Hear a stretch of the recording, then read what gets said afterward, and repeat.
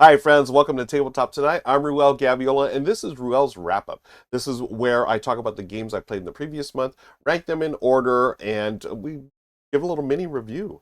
Be sure to hit that like and subscribe button, please. And we're going to get to the first game. It is Super Kawaii Pets. Now, I did a run through this on my channel, and you can check that out by. I'll have all the links in the comments in the description section. So hit those buttons, folks, and go find out where they are.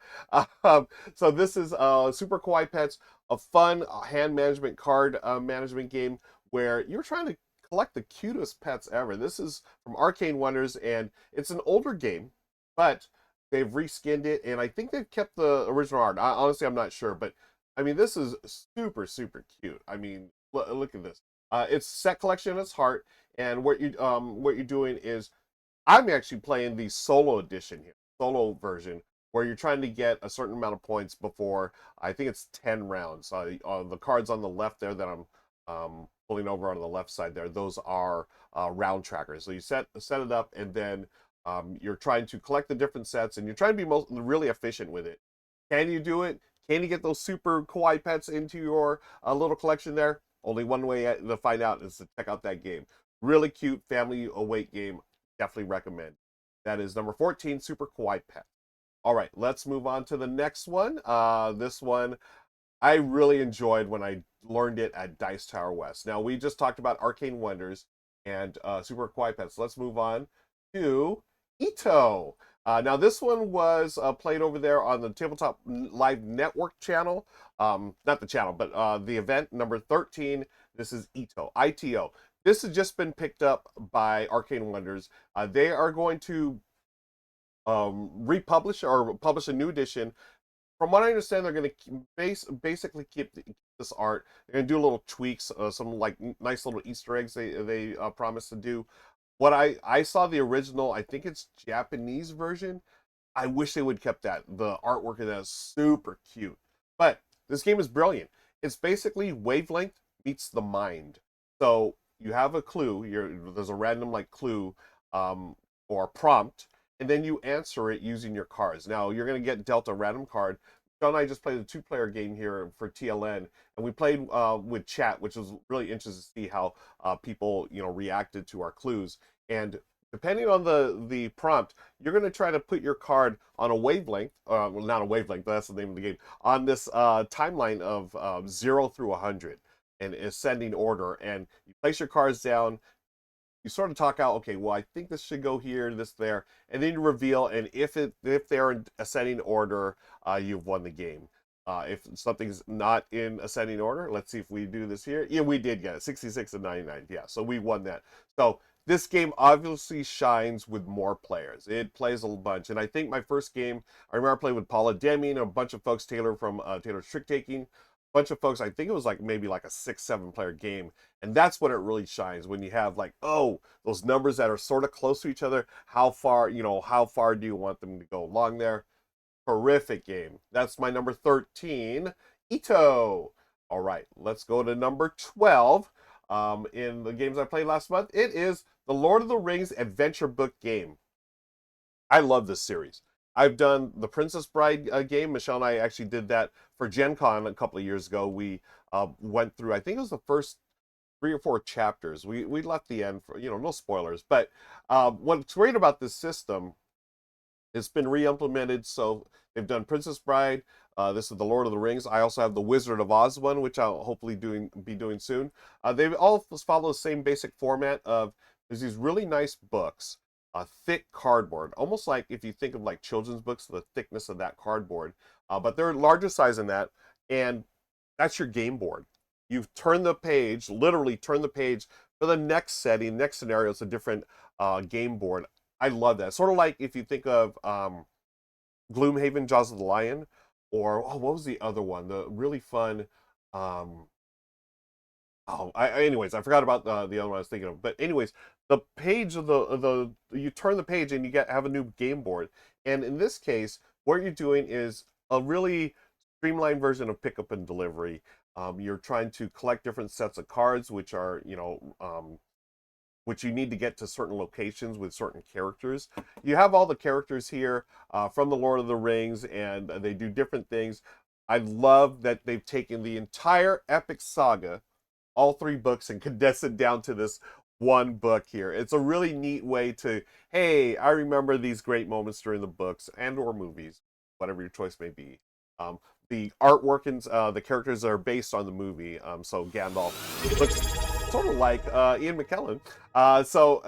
And I want to thank Imaginaric for subscribing. Thank you so much, Imaginaric. Folks, I record this live on Twitch, so if you don't know, click on the links below for where you can find me live doing this stuff on Twitch. So thanks, Imaginaric. Appreciate you. Lord of the Rings adventure book game. Oh my gosh. I really enjoy this, and I love this whole series because it does bring back that, the familiarity. Oh my gosh, I can't talk. It really brings back those moments from the books and movies, like, oh, I really enjoyed this, and yet I can now interact with the IP, the property, right? In this really cool game, and it's great because Michelle she's not really in Lord of the Rings, but we play this and she can get a feel for it. So that's why it is my number 12 game of the month, Lord of the Rings adventure book game. I'm going to take a sip of water because I'm doing this live, and boy, do I get thirsty. Continuing on, number 11. This is a game that has been on my list for a couple of months in a row now. And depending on, just the other games I've played, it'll go up and down on the list. But it is a game called Knarr. Knarr. Knarr is fantastic. It's a hand management game with some light engine building, set collection. It is terrific. And I'm playing a solo version here. Oh, by the way, that Lord of the Rings adventure book game I was playing solos there too because it's a cooperative game you can play solo. But Knarr, I used a BGG variant that you just have to pull a 6-sided die from, I'm sure as a gamer you have plenty of 6-sided dice in your house. Pull one of those standard 6 D6s, and you roll after your turn to figure out which cards are coming off. It basically just takes off cards, so you can't just pick and choose every what you want. It's going to remove some cards from play. So here in Knarr, what you're doing is playing Vikings, trying to get them onto your crew in order to set them out on voyages to collect more points, basically.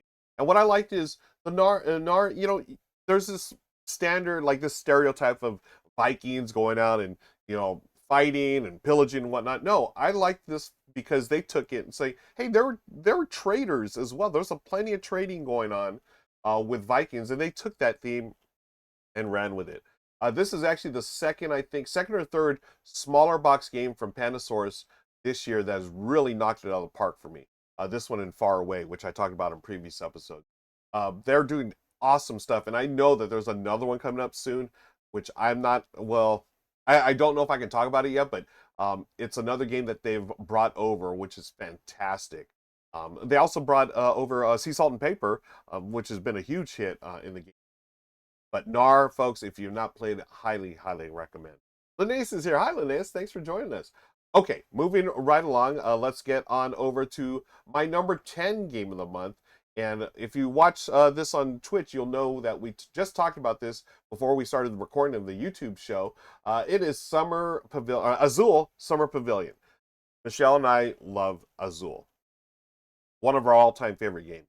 And then when Azul Summer Pavilion came out, next level. We're like, oh my goodness, this is the one we absolutely, absolutely love.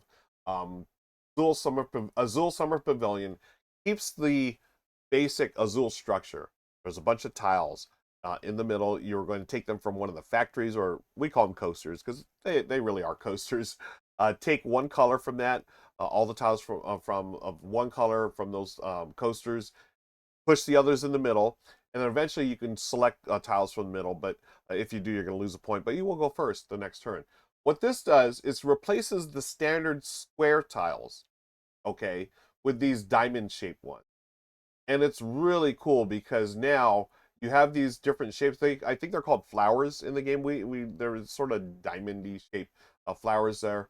Let me show you a little. I'll fast forward a little bit here so we get more of the game in it. What you're doing, what I like about this, a different twist than normal Azul. You take the tiles, but you don't immediately place them. You're going to keep taking them, and then at the end of your turn, that's when you do the placement. That's where you're going to place these, and hopefully, if you line things up just right, you will start scoring a bunch, and you know, the more that you have connected to the same color, the more you're going to score. If you surround some of the certain symbols, you'll be able to get bonus tiles, and you will get points at the end of the game for the different flowers that you completed if you completed the different numbers. So each of those flowers, like every single one has a number 1, 2, 3, 4, 5, 6. If you can hit, say, the number 1 on all 6 flowers, you'll get a bonus. If you can complete all 6 in one flower, you get a bonus, and so forth. There's also one in the middle, which takes one of each color. Oh, I love this one because it's so much more thinky than the first game, but it's still easy. I feel like it's just as easy to learn as the first game. I absolutely love this. Board Game Crew is here. Thank you, Board Game Crew. Yeah, they just announced the mini version of this one.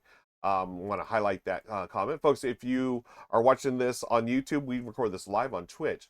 And also, Corthane, they bought decorative soy sauce plates to upgrade it. Oh my gosh, that is terrific. What a great way to, oh man, that is a great way to upgrade that. And folks, if you're watching, or even if you're watching on YouTube, you're not watching live, drop in the comments below any kind of cool board game bling that you've done, not only for this game, but for any game. There's also links for my Discord channel. Join that, and we have a channel specifically for board game bling. Really fun thing. This is an awesome game. I love Azul Summer Pavilion, folks. That is why it made the top 10 this month of the games I played in June. Okay, another sip of water. And we move on to number 9. Number 9 is a 2-player game that I will always play if it's offered to me. It is Circle the Wagons. I paused there for a second. I was like, wait a second, this isn't, I almost thought I'd put another game here. So Button Shy Games, they do terrific 18-card games. I thought for a second it was a Sprawlopolis, one of my other favorites, but no, this is a fantastic game. This plays a little bit like Sprawlopolis, where you can do where you're basically laying cards over each other to get majorities of and the similar symbols together. Rolling Reggie's in the house. Hi, Reg. So you're drawing these from the, oh, I'm going to back up this video. This is our friend Rahdo, and I'm going to back all the way up here because you can see how it's set up. It's a circle, literally a circle of cards here, and you and your opponent's 2-player game are going to be choosing cards here, place it in your tableau, and then you are going to score based on a couple of things. First, you're going to score for each item. So if you have a bunch of, say, wagons adjacent to each other, you'll score based on your largest group that's contiguously, adjacent, and then you'll score for the different items, and then you'll score the 3 conditions in the middle. And what's brilliant about this, and they do this with Sprawlopolis as well, each card on the back of the card there, they all have different scoring conditions. So you randomly choose 3 at the start, those will go there, and then you're going to play with those conditions. I love that about this game. I love that about Sprawlopolis as well. What is terrific about this game is the way you take cards into your tableau. So the starting players, you randomly choose the starting player. They take a card.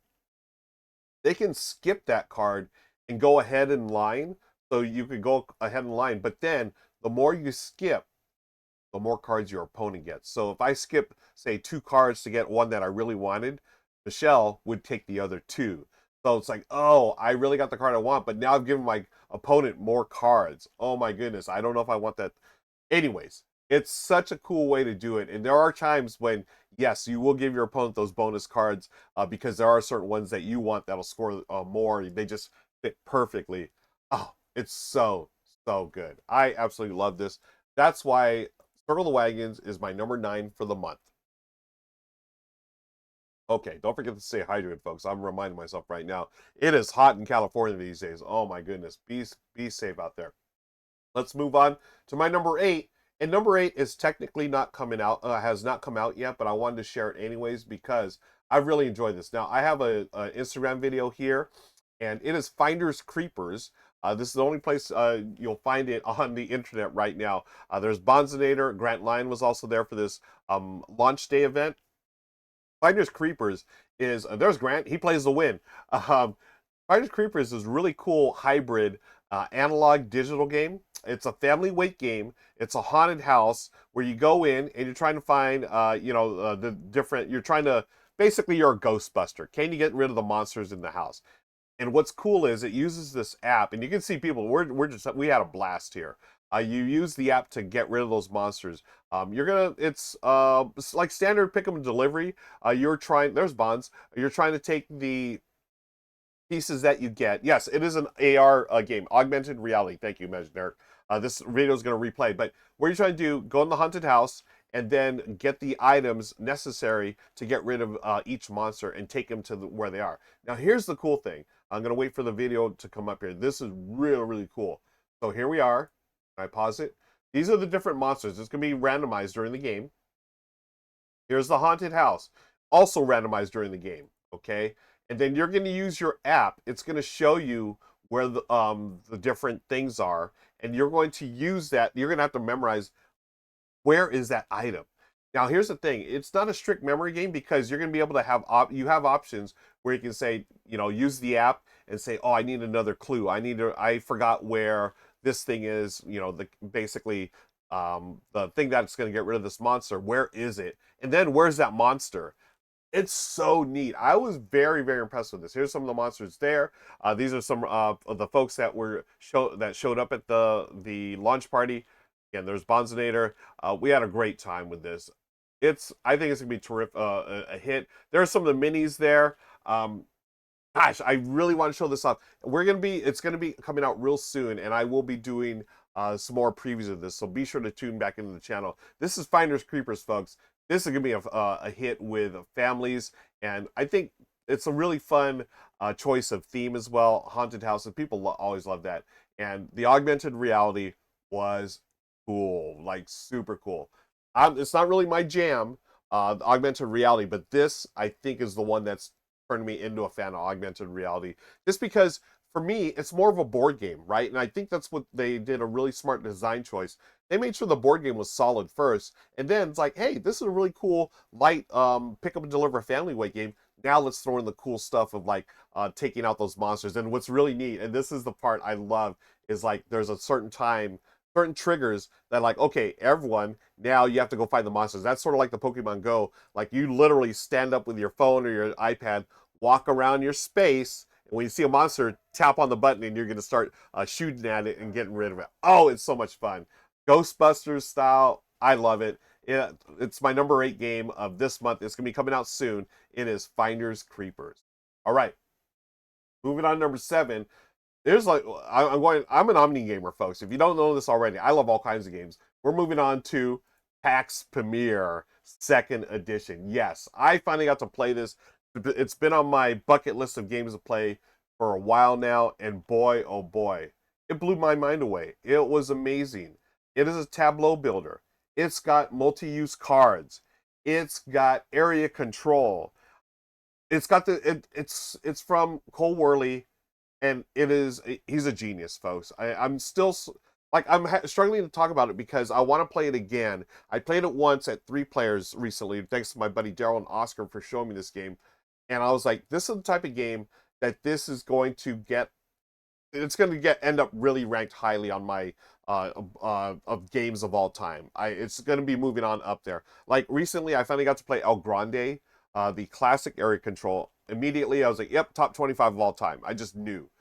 PAX Pamir, I think, can be top 10 of all time. I was blown away. Now, number 1, here's a cool thing. Area control, you've got your factions. Normal area control, you have your faction. You're trying to take control of certain areas. Here in PAX, you're not one faction. There are 3 or 4 different factions. It may change during the game, and I'm just so blown away by that. Volpe V, thanks for hanging out with us. Have a good day. It's brilliant, and it's based on historical events back in the day. After one play, I was like, oh my goodness.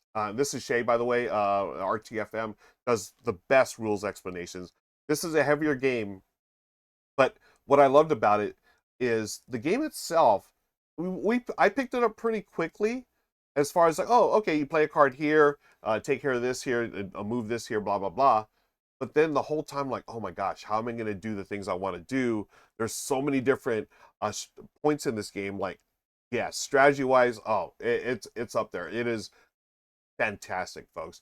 I want to play this more before I ranked it. What did I say? This was my number 7 game of the month. It could have. I know after a few more plays, it's gonna be shooting up the rankings. So be sure to check this one out, folks. If you haven't already played, I feel like it's one of those games where it's one of those gamers must game. Like I feel like a bucket list of games if you can, if it's into your, if you do think it's your jam, tableau building, area control. Again, it's not going to be for everyone, but I feel like it's one of those games where please give it one shot, give it a try because I can't wait to play it again. Daryl, if you're watching this, I know you're going to watch the replay. Daryl, we got to play again ASAP, my friend. That's my number 7, PAX Premier 2nd edition. I'm gonna take another sip of water. And I don't actually own a copy of this, Reggie. My buddy Daryl has this. I'm gonna try to track down a copy. I think it's still available because there is a solo version, and I want to. It's one of those games I just want to keep playing because I know it's a game type of game that you'll get better as you play more. Right? It's not like oh, one game I know exactly what to do. Blah blah. No, this is a game that is going to really reward multiple plays. I feel, and I've heard that from other people. So that's number 7, PAX Pamir 2nd edition. Hey, Slivers. Move on to number 6. It is another game we played on TLN. I got to hang out with Matt from the Silver Medal Tavern, and we played World Wonders with the Mundo expansion pack. I love World Wonders. Michelle and I actually played, also played on Tabletop Live Network last month, or the month before. We played the base game, and we added in. There's like the advanced version of it in the base game. I would always recommend playing with the advanced version, folks, unless you're with like newer or younger gamers, newer to the hobby, I guess. It just takes out like basically secret missions and public scoring objectives. Add those in. It's fantastic. It's tile lane. You're trying to build all the wonders of the civilization onto your player mat or player board. It's brilliant. I love another. I mean, I'm a tile lane fan, a huge tile lane fan actually. Michelle and I love this mechanism. It's all about building stuff, right? And with World Wonders, you're literally building these really cool wooden pieces that come standard. It's not like a deluxeified game or whatever. It is. They come with these really awesome standard, like pyramids and the little moai from Easter Island. Those you literally put on your board. It looks so cool. It's one of the coolest games you'll after you build it. It's one of the coolest games you'll just look at your player board. Oh yeah, I built this. Here's my little city. Here are the pyramids. Here's the Sphinx. All kinds of cool things. Um, your it's a really neat resource management game as well. Like every round, you're going to be using resources to buy those things, and my favorite part of it is the timing. Trying to build the wonders. So you can build a wonder as long as you have the requirements at any time. But the thing is, it's going to cost you the rest of your gold for that round. It resets, I think, to 7 each round. And so you're trying to buy the other things first. But if there's a wonder that you really want, you'll buy it earlier and lose out. So you can pay, you really try to, Rapa Nui, thank you, Goblin, not Easter Island. You're trying to, let's talk about the Moai. You're trying to time it so you spend less on those monuments, which means you're going to be building more roads, more districts in your city, and so forth. But if there's a wonder that you're out there like, oh, I got to get it before my buddy does or my opponents do, you're going to buy it sooner and like not be as efficient. So it's a really neat push and pull. Like, do I do it now or later? Matt and I, it was funny. Matt and I felt like he was just crushing me, getting those monuments every single time. It felt like he got there before me. But then I was able to build other things. So there's definitely more than one path to victory, which I like. So I was building my districts, filling them up, and he only beat me by 1 point when I thought he was going to be a runaway for sure. Also does, I have to shout this out. One of my favorite scoring mechanisms of all time that I see in a lot of Reiner Knizia games, my all-time favorite designer, where you have 3 different resources.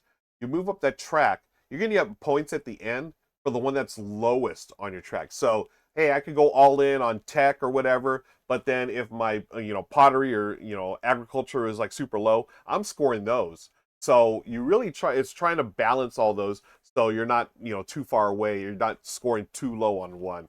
I love that, and I love that that's in this game as well. It's a fantastic game, one of my favorites of this year. That is my number 6, World Wonders, with the Mundo Wonders pack. All right. Hey, number 5, another game that my buddy Daryl showed to me recently. A 2-player game that another one that blew me away, along with PAX Pamir, Radlands.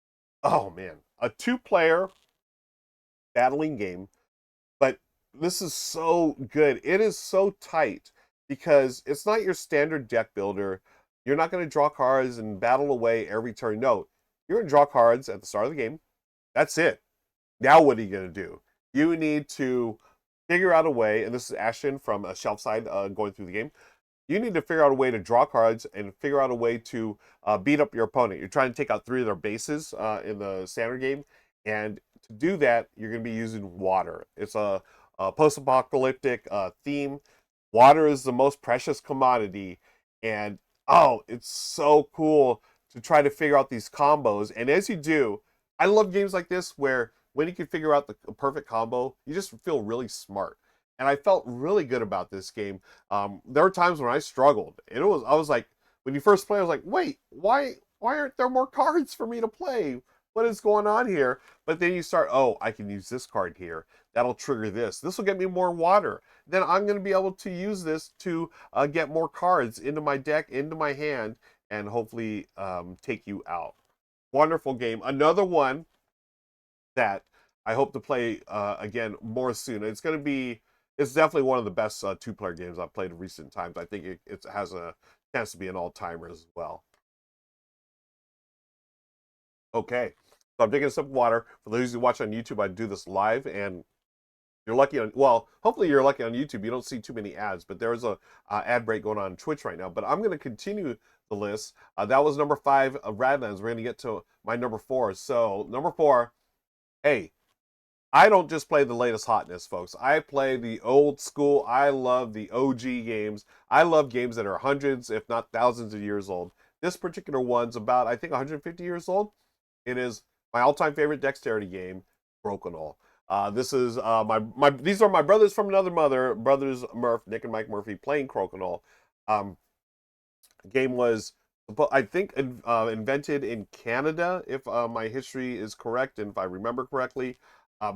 It's like a shuffleboard style game where you're shooting these little checkers, and it's like a mini shuffleboard. But oh, there's no other game that does it so perfectly. It's so simple, yet you will always play more than one game because the games are really quick. It's a race to 100 points.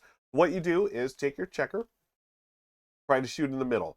You want to shoot it in that hole. If you do, it's 20 points. Otherwise, you need to get into the center circle for 15, then 10 for the middle, and then 5 for the outer. If it ever hits the line on the outer, you just remove the piece from play. And the really cool twist about Crokinole is if your opponent has a checker on board already, you must hit that checker first. If not, then your checker just comes off. So as you can see, Nick and Mike going along there, they're trying to hit each other's checkers like they just did there. And if they do, then their checker will remain on the board. If you don't hit your opponents, you got to take it off. Or again, if it hits the outer line. You go, I think it's like a dozen checkers per round. And then you see what's left, you score it up. And if you get to 100, you win. If not, you play another round. It's like the perfect bar game, perfect light family game. But you know what? You will. It's just perfect in all senses. I love dexterity games. This is by far the best one ever. Imaginaric, yes. Here, I agree. For me, it's ruined all other dexterity games for me as well. It's by far number 1, not even close. And I love the fact that it's like an heirloom type of game where your board that you have, you pass it on in generations. And I know folks have done that. We're like, oh, this is the Crokinole board that, like, say my grandfather made or whatever. I think it's so neat. I absolutely love it. Linnaeus actually ended up pulling the trigger on Crokinole on May Day. Yes, the May Day folks, they always have a Crokinole board that they create, that they make here in the US every year. It's super affordable, way more affordable than the ones you can get in Canada. Now, having said that, the material's different, so they're not quite as high quality as Canada's ones that that I've seen and played on, and I actually have one now. I love the May Day board. But once I got the one from Canada, there really is a difference. And I kept that one. And I gave my nephew the one from Mayday. And he loves it as well. So that is my number 4 game of the month. It's always going to be a hit anytime I play it. Crokinole, number 4 for the board games I played in June. Okay, 3 more. The top 3, folks. This one could have easily been number 1. I think it might have been number 1 on a previous list, but it is Captain Flip. Michelle and I have flipped for Captain Flip. You knew I was going to say that. Captain Flip is another fantastic lightweight family game. You're drawing tiles from a bag. They are your crew members. You place them on your ship, and you're going to score points based on what they are and what they do. There are different all kinds of different characters. They have some that give you immediate coins, some that give you coins at the end of the game, depends on placement and or set collection. But the cool thing is, and what we do, we always say this, we chant flip, flip, flip, flip. When you draw a tile, you only look at one side of it. And then you can choose, instead of placing it that side, you can choose to flip. But if you flip, you must place that. So it's always fun to flip, flip, flip. Because you never know. It's a little push your luck game. I love it. It's been recently nominated for the Spiel des Jahres. I think it's going to win, to tell you the truth. I think it's the odds-on favorite because it's the type of game that the Spiel loves to focus on, where the gameplay is super streamlined, super easy to learn, yet offers a good amount of strategy. I've played this game at least a dozen times since it came out, since I received my copy. I literally just played this weekend with my buddy Oscar. We played, I think, 2 quick games in like 20 minutes. It's brilliant. I love the fact that you can set it up in less than a minute. I mean, it's literally, everyone get a board, put the coins out, and then draw a tile. That's it. And then you can, I talked about this on the 5-by. I did a more in-depth review. Again, check out the links below. You can find out where you can get that podcast, where I did a little more in-depth review of Captain Flip. But as I said there, I'll say it here again, it's one of those games that I love where you can teach as you play. You could seriously just, hey, we're just going to play this game. Follow me. And that's what I did this 4th of July weekend with my family. We had my niece and nephew, other family members, and I said, let's just everyone get a board. I'm going to go first. Here's what we do. And just like that, we had a great time, played a couple times. It's wonderful. Could have easily been my number 1. I think it was my number 1 previously, but it is fantastic game, Captain Flip, and number 3 this month. All right. 2 more to talk about. Number 2, I love this game. It is Gnome Hollow. This is an early production copy. This is going to be a huge hit at Gen Con, which is its official release. It's from the Op. The Op has been releasing bangers lately, folks. This year is really, I think, a change in the Op's philosophy, and I think it's for the best. They're targeting hobby gamers, and I love that. They still do the mass market stuff. They still do the big properties, IPs. They've got Yahtzee, they've got Clue, and all kinds of different flavors and IPs. But boy, oh boy, their strategy games this year, folks, amazing, amazing, absolutely awesome. Hey, Dwalzi's here, Legends is here. Thank you so much for hanging out. These games, starting with the Art Project this year. Then they had Aqua, Biodiversity in the Oceans. Gnome Hollow, the best of the bunch in my humble opinion. It is absolutely fantastic. I'm going to take a sip of water. It's a tile layer. Y'all know how much I love tile laying. It is a set collection and resource management game. And it's got this evolving market. I love this type of thing where they mix all 3 different mechanisms, but do it in a way that's really accessible. It's super cute. And, you just take your tile, or you take your tile from the board.